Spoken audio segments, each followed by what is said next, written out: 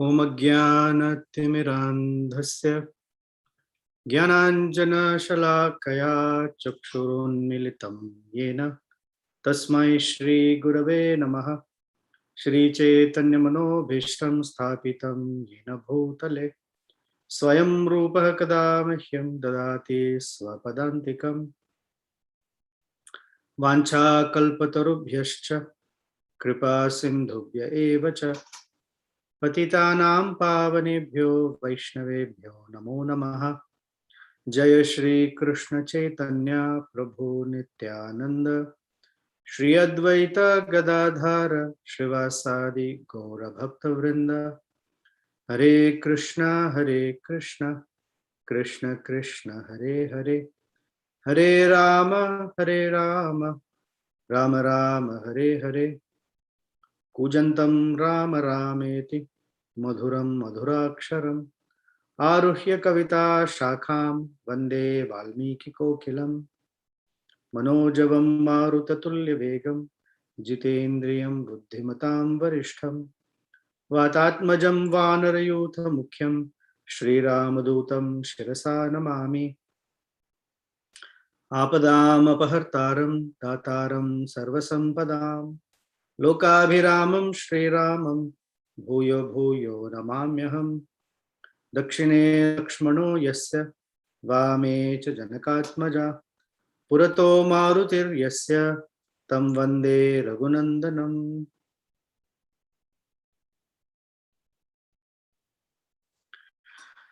So welcome back. We're going to continue from chapter 56 onwards in the Aranya Kanda. It's an honor and delight to be with you.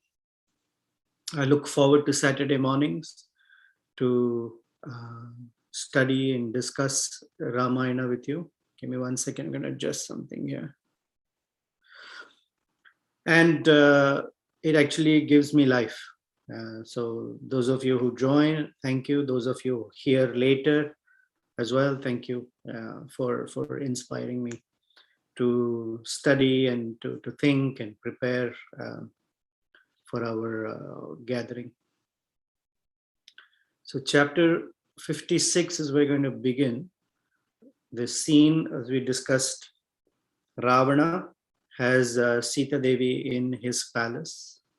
He is about to give an order that she be taken away and be kept in the Ashoka garden. And the name of Ashoka is a place where there is no sorrow, Ashoka. However, this chapter 56 starts with Shoka. And he wants her to consent to his proposal because he is afraid that the curse that both Vedavati and Nalakuvera gave, that if he forces himself on a woman without consent, his head will burst, or heads will burst into thousands of pieces. So this entire episode thus far of his trying to convince her is to get her to say yes. And she doesn't seem to say yes at all.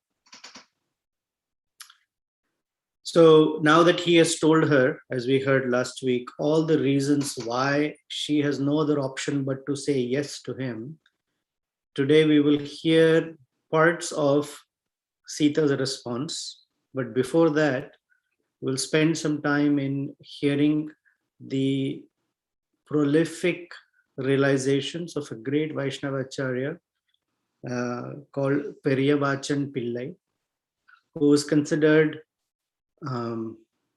among the foremost commentators of Ramayana.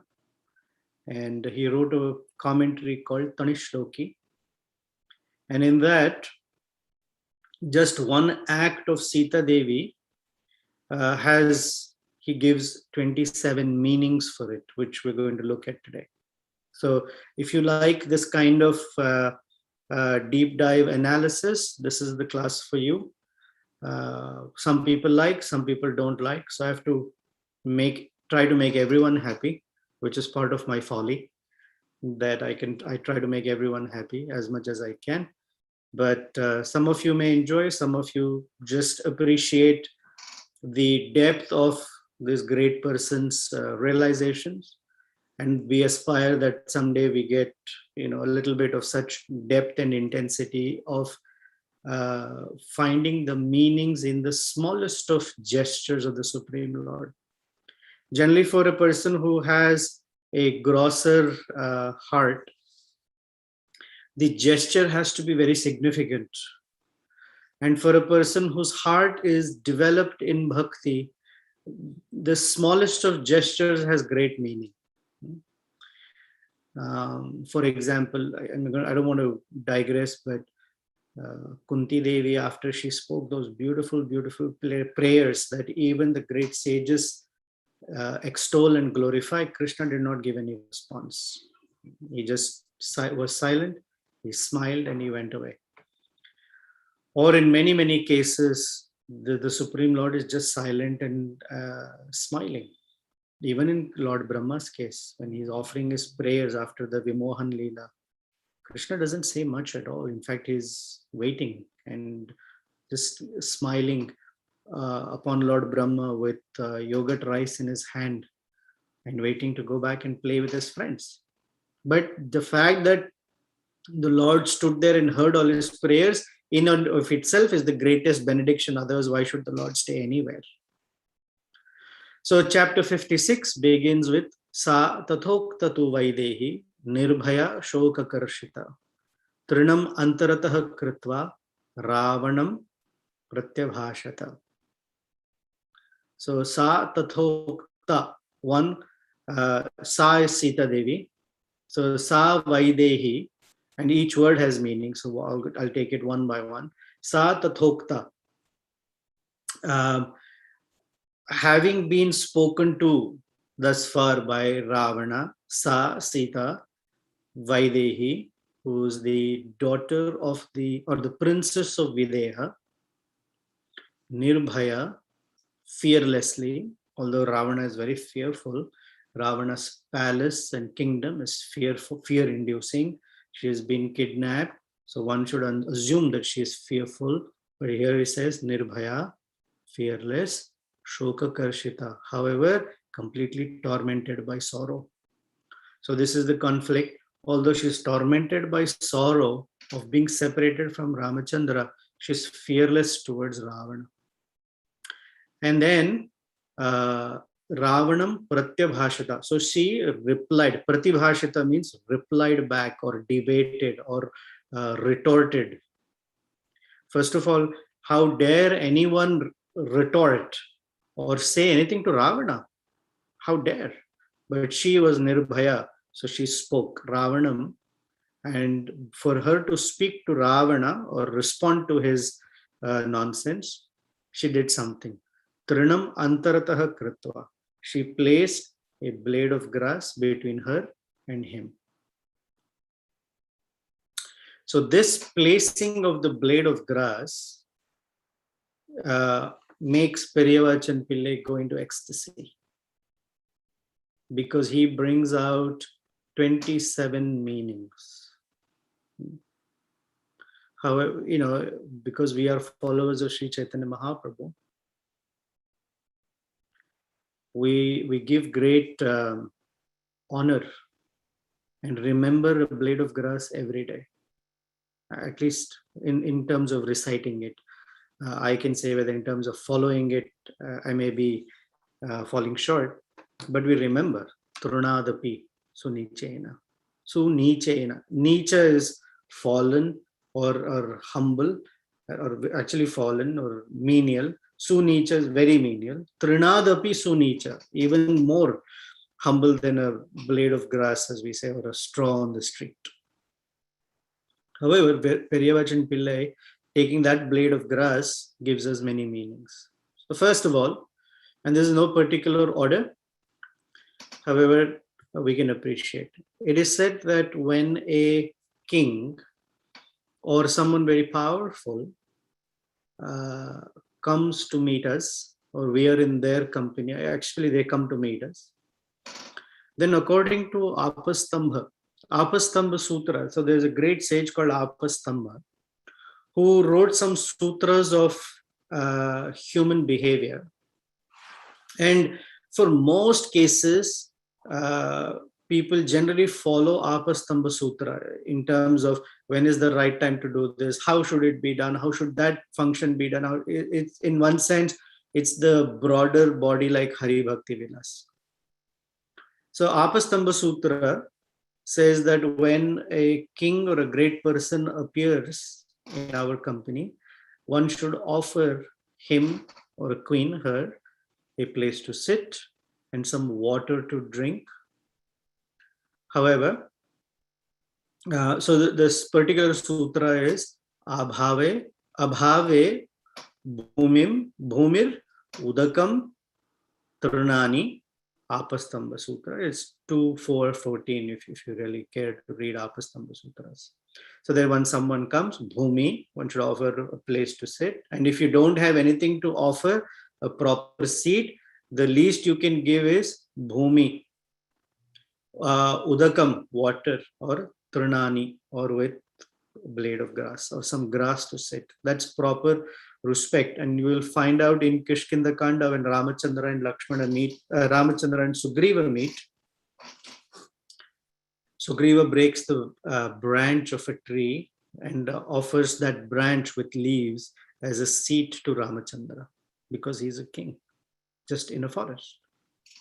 So first is etiquette. She followed a proper etiquette that although Ravana in her mind and estimation is not a great guy for what he has done, still he is coming in the line of a Brahmana and is the king of Lanka. Then the next meaning he says is she thought that, if I talk casually with him as if he's someone that I know, then he may get the wrong idea and become even more friendly. But by placing the blade of grass and I speak with him with formality and with respect, then that will keep that distance. Generally, we hear that among Vaishnavas, we have to find the right balance of respect and friendliness. So we maintain etiquette to keep that respectful distance because familiarity breeds contempt. But we also want to become friends with devotees. So we sometimes get away with the formalities. And it's that right balance that we have to find. So by placing a blade of grass, she kept the conversation formal or the interaction formal. Then, according to Shastra, it seems that for a woman to speak or for a man to speak with someone else's wife, there must be a partition between the two for sake of etiquette. And so this partition generally is a pillar or some screen or water, a body of water or some water or grass. So by blade of grass, Periyabachin Pillai is telling us she kept a partition between herself and Ravana. Another is in the similar vein, Periyabachin Pillai says that she as a married chaste woman does not talk to strangers. And those who are not, that she doesn't know and are not familiar to her. So she, instead of staring at him or looking into his eyes, which in the modern context we think is a matter of respect of eye contact, and which is important for us to maintain. In Sita Devi's case, back in the many Treta Yuga time, at least the etiquette was that she doesn't make eye contact. So she puts the blade of grass there and looks at the blade of grass and speaks instead of talking directly to Ravana. Another meaning he gives is Sita Devi is thinking to herself about Ravana, that Ravana, you're such a fool. You were given good advice by your well-wishers like Akampana, Maricha, and later, of course, Malyavan. And because this event of placing the blade of grass happens now in Aranyakanda and happens again in Sundarakanda. So by the time, Ravana's grandfather Malyavan has also given Ravana the advice to send Sita back. Please return her to Ravana. So he gives commentary on for both the incidents. So she's thinking that this blade of grass is better than you, that at least it is listening to my words. Now one may argue, is the blade of grass really responding back or not? And I'll leave that to you. Then another meaning Periyavachan Pillai gives is that she is comparing Ravana to that blade of grass. That if you hold the blade grass up, it bends. It doesn't have the strength to stand erect. That means it signifies a human being who is spineless. Spine, in English we say, and that guy has no spine. It means he cannot stand up, he or she cannot stand up for their values. If they feel something is right, they should be able to stand up for it. If they feel something is wrong, they should be able to speak up for it. And a person who cannot is called spineless. And although Ravana is being very formidable and strong, he doesn't have the strength. He is very cheap in his character. So Sita Devi is comparing Ravana to a blade of grass by putting the blade in front of him, that you are no stronger than a blade of grass. Then Periyavachan Pillai says that Sita Devi, who is the goddess of fortune or the Supreme Lord's pleasure potency, whatever she must speak must be nectar-like. And whatever ear that receives that nectar should go into ecstasy, right? And so he's saying that she's hoping this blade of grass will come to life. That even if it is an inanimate object, it can become a sentient being, and listen to her words and agree with her, so that she has someone who says, yes, you're right, Sita Devi. I know what you're saying. This Ravana is a cruel fellow. So she's also thinking that if a blade of grass can become a sentient being, then when Ravana sees that the grass is now responding, he may come to his senses that, hey, Sita is not some ordinary lady that I picked up here and there, and she is actually the supreme personality of Godhead's internal potency. The other meaning is that by putting a blade of grass in front of her, she is comparing Ravana to be a brainless twit. That you, Ravana, as brainless as this blade of grass, because it has no way to think on its own. So we heard in the verse that the word Valmiki used is Trinam Antarataha. So Antarata means between, from one to another. It also means Antara can also mean the heart. Right? So if we take that meaning, Antarataha Kritva means that Sita Devi had a profound thought in her heart. That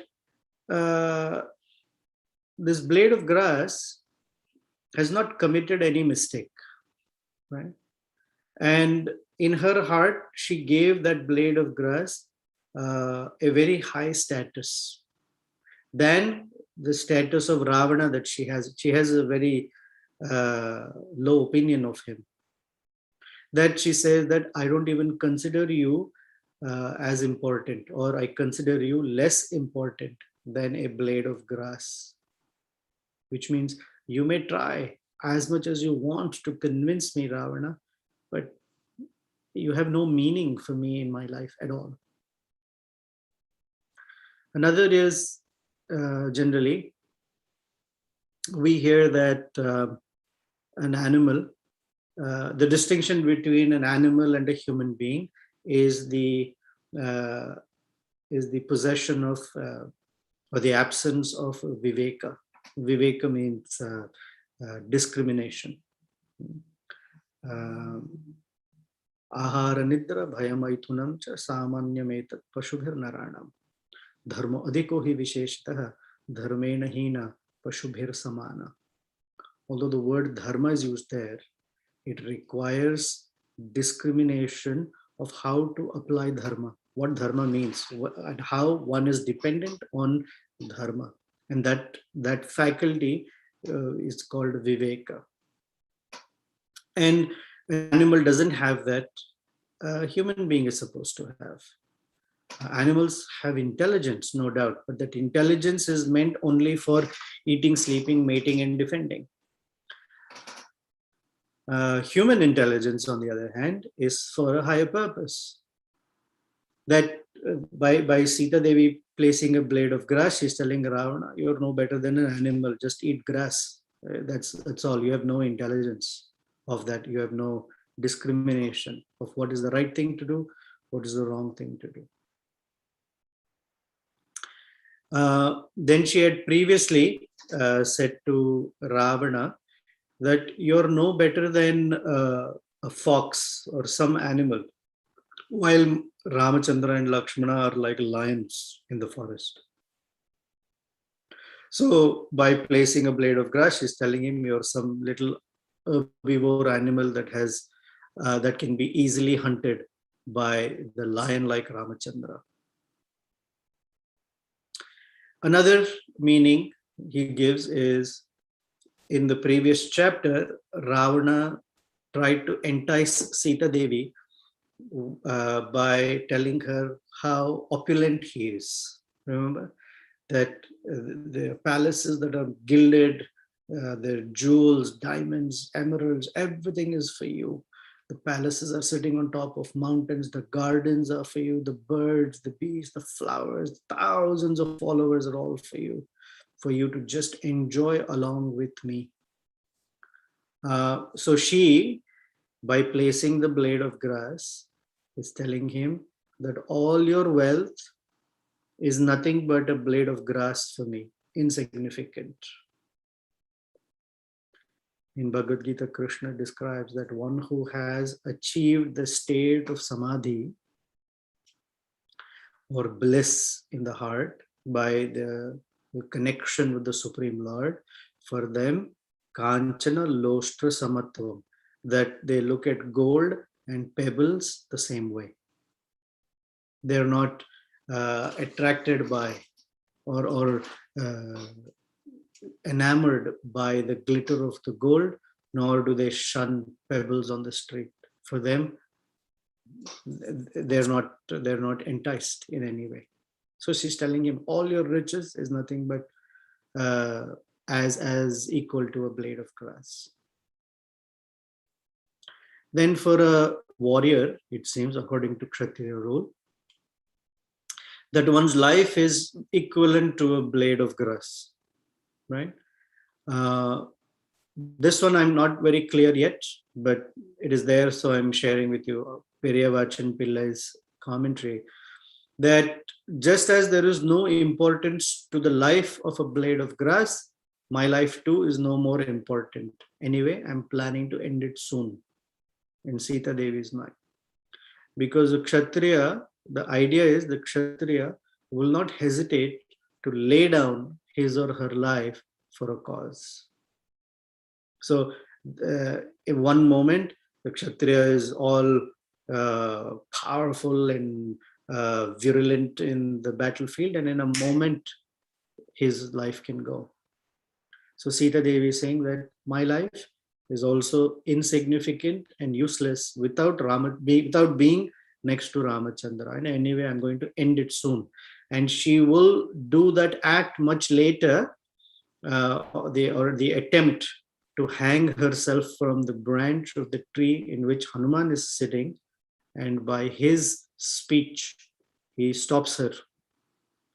So Hanuman ji actually even stopped Sita Devi from committing that act by speaking Ramachandra's story. Anyway, when we come to that point, we'll show you how Hanuman is such a amazing personality and what all he does. But that's for another time. What we might find later in Sundarakanda is when this situation of placing a blade of grass happens again, Sita Devi is telling Ravana that Ravana, actually the power of time is such that even wealthy kingdoms, cities, opulence, all of that fades away. Just like that, Lanka too, which you are boasting of all of its possessions and what all it has, is all going to go away. And not because of time, but because of the incarnation of time. Sri Ramachandra is going to come and take away everything, or meaning finish everything. So this is a way to mock at Ravana, that Ravana, when your entire Lanka will get destroyed, take this blade of grass and use it to build a house for yourself. Another is a nyaya, apparently, in Sanskrit called Trunolapa Nyaya. And the idea is that when you see a gigantic tree or creepers that have spread all over, they start with one or two leaves. That's how it always begins. The seed sprouts and first two leaves manifest. However, with time, this germination then becomes a vine or a large creeper or a tree with many branches, and it spreads everywhere. So the idea is that, like a creeper, this nyaya, that something starts small, but it then keeps on growing and growing. So Sita Devi's advice to Ravana is, hey, pay attention to all the queens that you have. Don't like a creeper, still spread your arms and snatch or take away more area and property. This is, I don't belong to you. So curb yourself. Then from a friendly side, she says, or the indication is, why don't you make friendship with Ramachandra? Because Sri Ramachandra's heart is such that even today, if you return me and say, sorry, I made a mistake, I shouldn't have done that, Ramachandra will forgive you. Just the way if you throw a blade of grass into a large body of water that has waves, like an ocean or we have a lake here, which is as good as an ocean. She says that those waves will push the blade of grass ashore. Similarly, Ramachandra will remove any ill feelings towards you by casting them away ashore. That means he will forget. Because we heard in the beginning, Ramachandra's quality, that even if someone does one favor, he will never forget it. And even if someone does hundreds of mistakes, he will not remember them. That is the nature of the Lord. So even if you go and say, hey, sorry, I made a mistake, he will forgive you. Then he gives another meaning. This is, we are on the 18th meaning, by the way, if someone's keeping count. Sita Devi is saying that just the way I plucked this blade of grass and put it in between us, similarly, because of your evil deeds, such as your unfettered lust and ego in your heart, and that you're not doing anything about it, my advice to you, Ravana, is just pluck out that lust and false ego and get rid of it as easily as I'm plucking this blade of grass. Of course, Arjuna tells us, Niyojanapi, Baladapi Niyojitaha, that the strength of lust is such that even if I don't want to, Anichannapi Varshneya, even if I don't have that desire, the force of lust, Vega, is so strong that it makes me do things that I don't want to do. And Krishna smiles and says, Kamesha, Krodesha, Rajoguna Samudbhava. But Sita Devi is saying, if you decide, it's as easy, which means if that commitment is there from you, Ravana, things can become easy. If you take shelter of Sri Ramachandra, the strength of conviction that you will have is incomparable. Then another meaning is that Ravana, if you want that your palaces, your gold, your jewelry, your possessions, they all stay intact and not be finished by Sri Ramachandra, then why don't you bow down in front of Sri Ramachandra, just like for you to pluck a blade of grass, you have to bow down. It's as easy. Just bow down in front of Sri Ramachandra. Another meaning is, please don't think, because Ravana had told Sita Devi, where is Ramachandra? Somewhere. I have brought you 100 yojanas across the ocean into an island called Lanka, and we are sitting in a fort that is sitting on top of a mountain. There is no way that Devatas, Yakshas, Gandharvas, Kinnaras, Gandharvas, anyone can come here. So she's telling him by placing a blade of grass, listen, the Supreme Lord Ramachandra is omnipresent. Just as he can come out of a pillar when Hiranyakashipu, you only in your previous life, had asked Prahlad Maharaj, where is the Supreme Lord? You talk about, where is this Vishnu? Is he here? Is he here? Is he in this pillar? And Prahlad said, yeah, if he's everywhere, he's in this pillar too. And he came out as Nrsimha. Similarly, he can come out of this blade of grass as Raghava Simha and finish you in one shot and tear open your heart just the way Narasimha tore open your heart in your previous life. So let that history not repeat. Seems like you're not learning your lesson.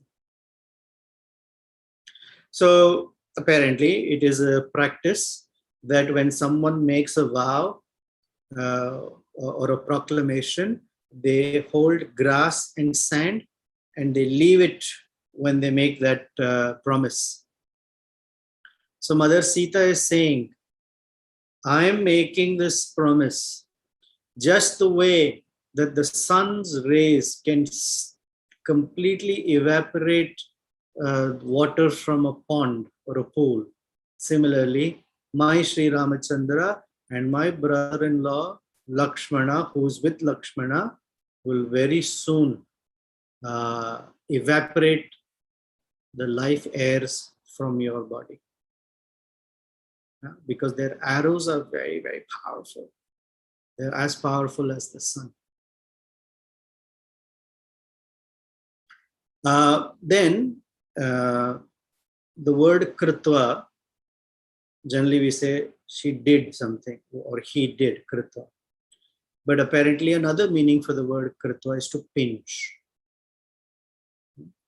So Periyavachan Pillai is saying that by pinching a blade of grass off the ground, plucked, pinched, Sita is revealing to Rama just as easily that I have plucked this blade of grass, Sri Ramachandra will pluck your heads off very, very easily and rescue me.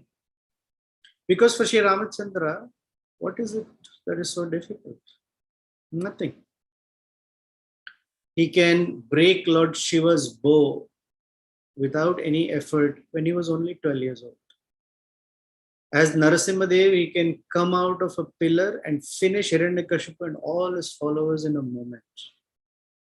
As Krishna, he can lift Govardhan Hill, only 5-year-old boy, on the pinky of his left hand. For him, finishing you is very easy. as easy as plucking his blade of grass. In fact, in Bhagavatam, Krishna lifted the Govardhan hill with the ease of a boy who picks up a mushroom from the ground. Then apparently in the Shastras, not apparently, we also know that one who troubles a Brahmana is fit to be destroyed. Troubles means one who attacks or insults or takes away the possessions of a Brahmana.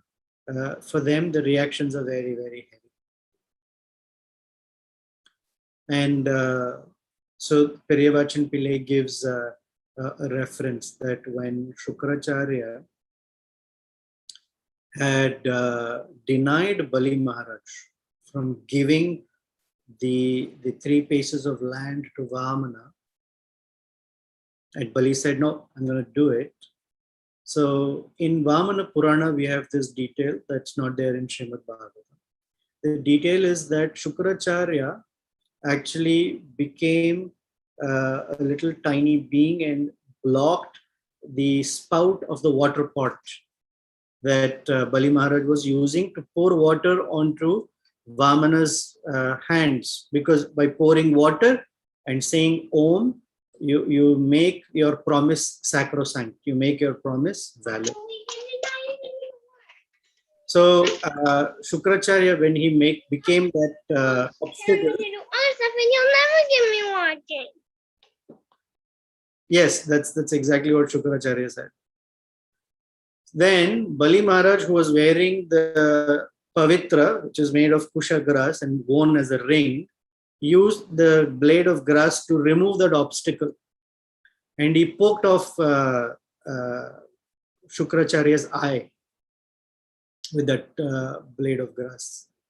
So Periyavachan Pillai is saying, Ravana, you may think that you may have a moon-like face or all this beauty that you're talking about yourself, but I have no attraction. Okay. And for me, I can even prick your eyes with this and finish you off.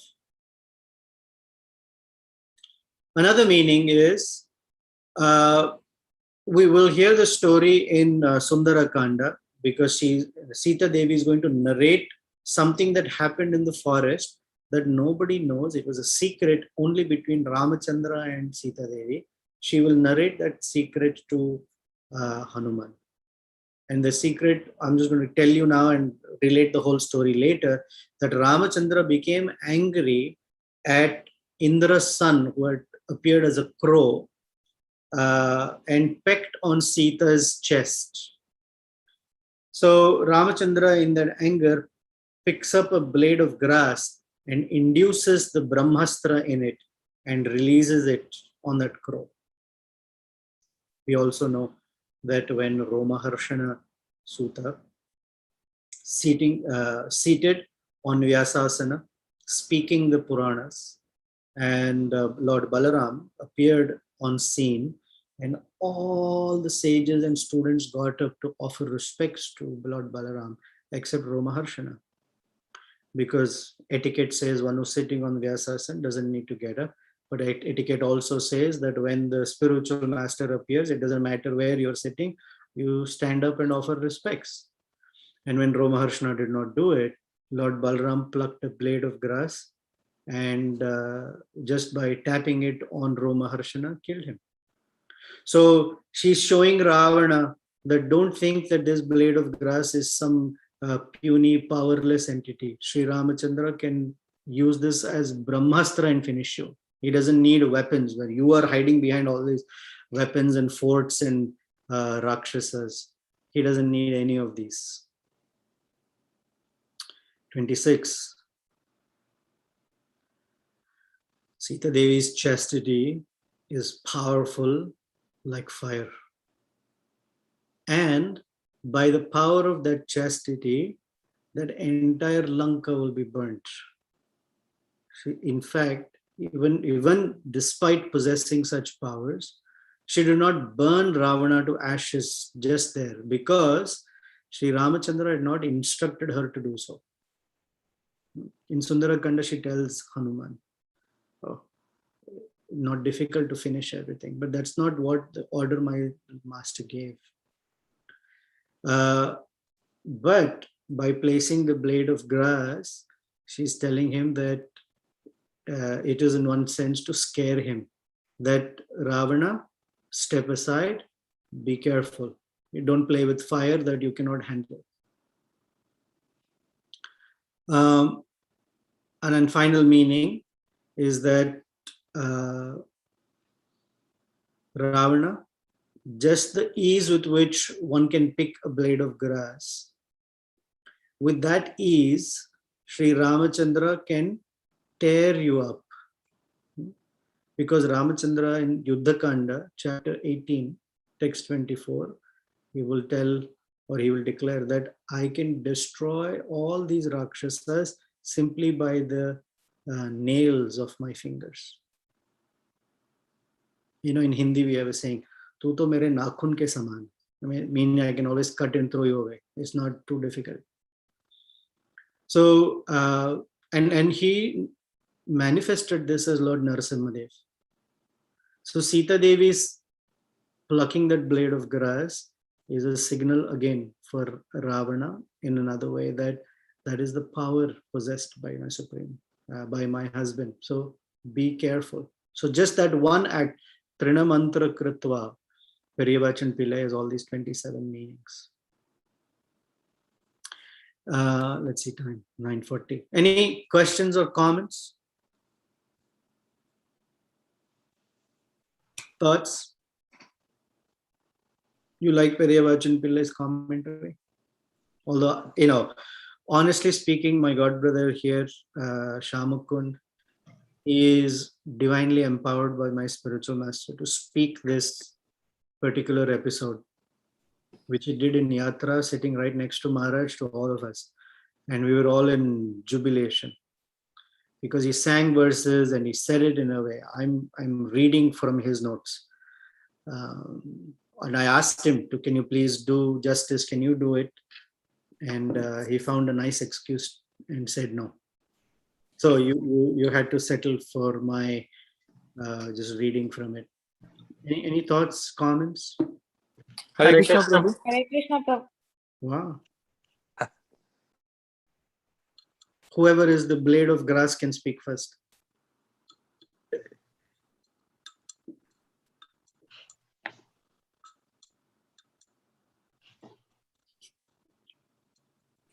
Hare Krishna, I'll go Prabhu. This is first, Sachishwata Das. Hare Krishna. Please accept my humble obeisances. All Gurishwar Gurumara and Srila Prabhupada. Prabhu, the question where Sita Devi is considering all the opulences of Ravana's kingdom as a blade of grass. In the period where Sita Devi was captivated, I don't know what is the duration. How did she maintain her body and soul? You know, like how, because she's giving a lot of good advices and also seems to be worried or depressed in a mundane manner. But how did she really maintain the body and soul together? She had not eaten, she had not slept, and she had not bathed.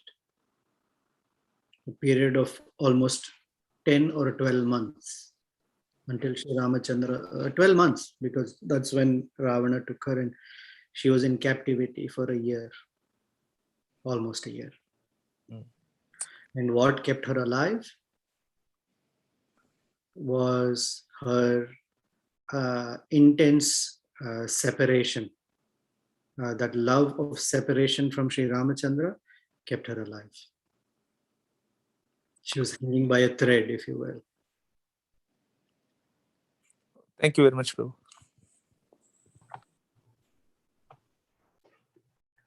Hare Krishna, Prabhu. Please accept my humble obeisance. This is Kirti here. The Mother Sita is communicating so nicely to Ravana, and it's a non-verbal communication. She also expresses it in words, but he doesn't seem to get it. In day-to-day life, at least in my case, I see that I tend to misinterpret or not catch at all some non-verbal communications unless they are spoken out, so to speak. How to navigate that? I mean, sometimes I may be dwelling in the platform of mental speculation uh, just by seeing somebody do something, but it may not be what they are thinking. I may be misinterpreting them. Yeah, in our cases, I shouldn't say in our case, first of all, gestures or subtle speech is the way of communication of refined people. I'm not refined. And in our cases, it's better to clarify. Hey, when I hear or see you say or do ABC, I feel XYZ. You take what we are taught, I sentences. You don't say you did something like that. You say, when I hear you say or do, this is how I see it, or this is how I feel.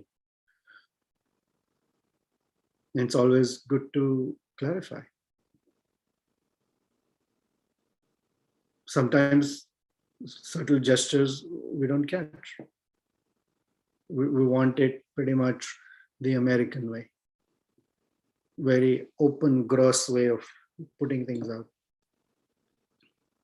You know, for example, I've always wondered about it for the longest time, that in India, when someone dies, we use more of what's that called, euphemism, some sort of phrases.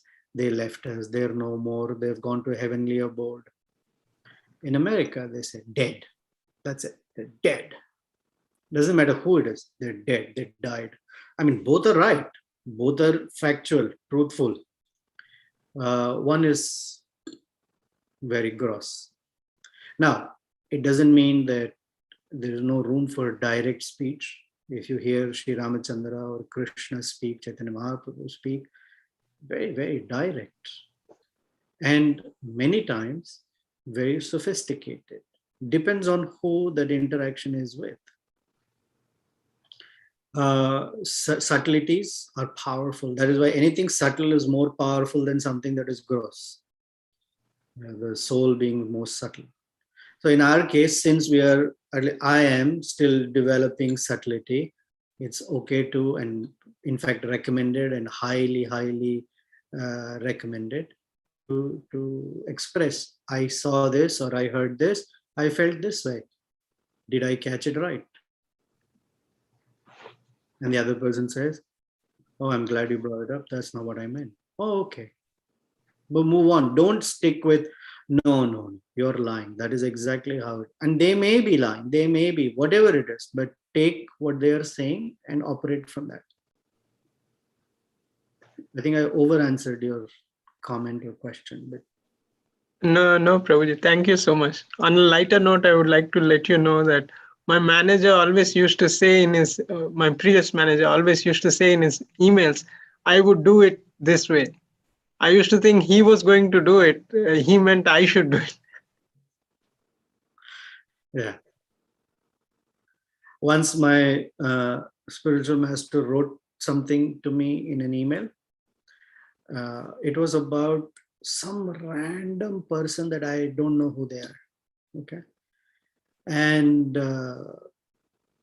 for about a week, I didn't know what to do with it. Oh no, I wrote back, not for a week. I wrote back in a couple of days saying, I'm not sure, I don't even know this person. So I'm not even sure what you're expecting me to do. So he said, read carefully. It's the, it's such and such information that you're supposed to connect those dots and do that. Looks like you're dense right now or something. I said, oh yeah, I guess I am dense.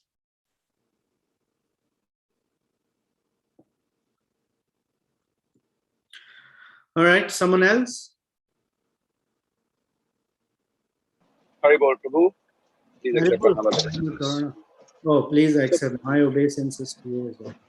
Vishnu Pada. So Prabhu, following up with the question what Prabhu asked you is that the gesture and you told the gesture is the most refined way, but doesn't it seems like that the gesture is the most unrefined way of communication? Because when spiritual master is communicating with you, or when the boss is communicating with that Prabhu, it's still communication. But in spiritual world, there is no words, right? They don't communicate. Sometimes Radharani and gopis communicate with the eyes and gestures. So when you say communication to gesture is the most refined way, in the material world, it's the most unrefined way, right? Yeah, that's why I said in the beginning that Sita Devi did not make eye contact, but for us, when we are operating at the grosser level, especially now, when we're talking to someone, making eye contact is a way of showing respect. We are in such a world right now. We have to make eye contact. We have to use words, expressions. Why are there so many expressions in our language? Because they are ways of communicating something in a way that is effective. It's called alankar. Language has decorations. So we have phrases, idioms, figures of speech, metaphors, simile, and different persons who are good with language know how to use them. So subtle and gestures, it's not that all conversations are subtle and gestures. You're hungry and you look like that. That's not the point. There are certain conversations, certain respect, where certain gestures or hints or indicators are powerful. If the other person can also pick them up, otherwise it doesn't work. Both have to be, not one. Yes, and I understand. It's a gesture. If I don't understand it, then what's the use? Yes, and understand. But doesn't we should be trained to understand the subtle gesture of spiritual master or any or authorities to make the things easier in our life? And why it's every time spiritual master to say something? First of all, we are not trained in it such way, although we hear from scripture, and we because we are in contact with scripture and scripture is subtle, we develop subtlety. However, it's dangerous to assume that I have developed that subtlety. So we clarify, we understand, we try to sense whether we are reading the other person carefully or not. But it's an art that Hanuman has, and therefore he's sent by Ramachandra, where when you tell Bharata that I'm returning, look in his eyes, look for any bodily indicators, even the slightest movement of his eye or eyebrow that shows that he's unhappy, we will not go back. But that's a very, very subtle science, we call it body language, that Hanuman knew. But for us, it's not like we're trained, this is what it means, that's what it means. It is developed with the refinement of our own consciousness. But we don't assume that I'm refined. Sure. And I don't want to stretch anymore, but why then Bhagavatam is saying that the disciple who understands the spiritual master mood, he's the first class disciple. Well, the Madhyama disciple is spiritual master say something and the person doesn't understand. He's still spiritual master say something and he doesn't understand and he's do something wrong. It's like a abominable stool. That's what Bhagavatam give a very heavy statements. So that means when you read scripture, we should develop subtlety. It's assumed. Well, I don't know if we should, but all I can say is one who studies scripture carefully develops so.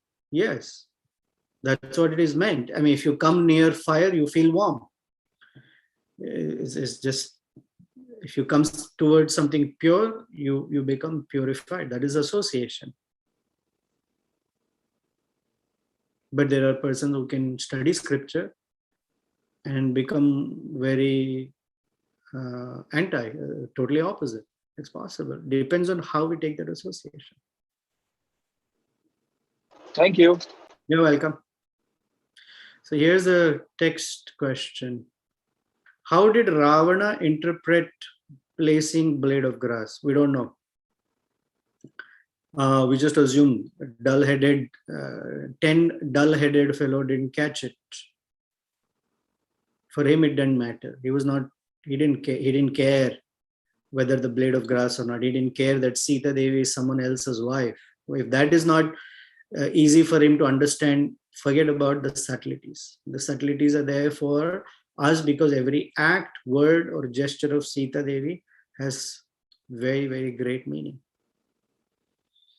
Then here's another one from Shama Gopi. I was recently discussing Bhagavad Gita 3.1 with some people. And I was sharing reasons why Arjuna addressed Krishna as Keshava, Janardana, etc. And the question is, how do acharyas know what Arjuna was thinking? Similarly, when we hear such explanations like 27 internal meanings, how do we take them? Is it just poetic rendition to relish, or it has some deeper significance? Different people take it differently. We as students of the scriptures and the followers of great acharyas understand that persons like Vishwanath Chakravarti Thakur, in his commentary to Bhagavad Gita, actually narrates a whole conversation between Arjuna and Krishna. Arjuna said like this, Krishna thought like that, and he responded then. And one might say, whoa, he was not there. But the idea is that Tene Brahma Hridaya Adi Kaviye. Tene Brahma Hridaya. Brahma is spiritual or reality. Is Hridaya, is revealed in the heart. Therefore, we call scripture, it was never written down, as revealed scriptures. The phrase we use is revealed. It is shown. The word is revealed in one's heart. So the Supreme Lord reveals himself to someone whose senses are not inert or dull, and one whose is these realities are not revealed. According to Rupa Goswami, that one whose senses are blunt cannot understand. But otherwise, the Lord reveals himself. So to different acharyas, I know in this case, she are revealing. And their revelation is very much in line with scriptural conclusions, not something totally off. If it is totally off, we say it's a figment of imagination. There was a similar question someone asked me yesterday. How do we know? In Srimad Bhagavatam, there's no reference to Srimati Radharani, just a hint or indication. And in other Puranas also, there are some stories here and there. But we hear Jatila, Kutila, what happened? Krishna dressed himself like a fortune teller. One day Krishna dressed himself like a gopi, Shama Gopi, and came to appease Srimati Radharani, who was in Mana. Where is all this coming from? And the answer is, all these acharyas are entering and participating in those pastimes, and it's being revealed to them. It's not a figment of imagination. When we write a story, it's an imagination. We have a character, we develop the character, and we narrate a story. That's what storytellers do. The distinction between that and what we are discussing is a revelation. So they are not, they are meant to be relished. Is it in the end, you said, is it just a poetic rendition to relish, or it has deeper significance? The answer, it's not or, it is and. Anything that is sweet about the Lord is meant to be relished. We call that prasada, their mercy. It is meant to be relished, and it has deeper significance. Both, not one or the other. Okay.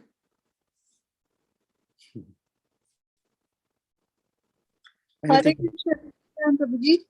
Hare Krishna. Prabhuji, so Mother Sita, as you told that she was kind of warning Ravana that just like Lord Narsimha Dev appeared, and so similarly Lord Ramchandra will also tear you up. So Mother Sita was, though she was playing, she was like behaving like in a human form, or she knew already, even while playing this role, she knew that, okay, I am the goddess of fortune, and my husband is Lord Ramchandra is none other than Lord Vishnu. So she was always in that mood, or I mean, how should we understand this? I mean, she was behaving like a human being, or she knew ki, okay, I am goddess of fortune, and my husband Lord Ramchandra is very powerful, and he will kill you like this. Like, So let me ask you a question, so you can answer my question. Is that okay, Akuti? When sure, Srimati Prabhu. Radharani is wandering around the banks of the Yamuna and being teased by Krishna, and then they fight, whatever happens, she becomes upset, she tells him to shut up and go away, and they're behaving like a young boy and girl. Is she aware that she is the internal potency of the Supreme Lord? No. Why? I mean, because she's very naturally, I mean, when they are in that role, they are very natural. I mean, actually, I mean, I don't know how to express, but yes, I'm sure no. Answers yes, I'm sure no. So here also, yes, I'm sure no. The point is, the Leela Shakti, or when Mother Yashoda is running after Krishna and he's crying, is Krishna crying? Rudantam is what Satyavrata Muni says. Rudantam. Yes. He's crying. Is Krishna He was crying? literally Acting. crying. This is how I should act right now. No, he was literally crying. Correct. So it's the internal potency facilitates the enjoyment of rasa. Although the potency is his potency, he allows for the potency to manifest different rasas for him to enjoy. Similarly, Sita Devi and Sri Ramachandra, who keep saying, Atmana Manusham Manye, I think myself as a human being, still, it's the Leela Shakti that moves things as a human being. And in that role, you're saying, Sita Devi, she has not spoken anything. She's just put a blade of grass. It's the acharyas who are saying that these are all the meanings. So no one can say Sita said, Sita knew, he's like not Narasimhadev. No one can say, because it's not spoken, but it is understood. It is derived. And does Sita know? Sita, she never says. Although at the end, in Yuddha Kanda, after Ravana is killed, Lord Brahma, Lord Shiva, and all the Devatas come to that place and tell Sri Ramachandra, you are Narayana, you are Krishna, you are the Supreme Lord, and she is goddess of fortune, Lakshmi Devi, your eternal consort, who's always with you. Suddenly Ramchandra doesn't think, oh, I am God. Next minute, he again is talking and behaving like a human being. It's the Leela Shakti that moves and allows and facilitates all this arrangement. So does Sita really know? The answer is, can she ever forget? Is she acting? The answer is no.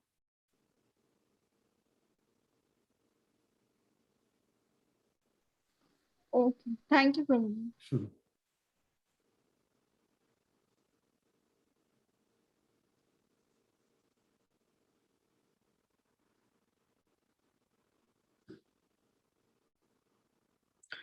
Okay, looks like we've exhausted our comments, questions, reflections, I guess.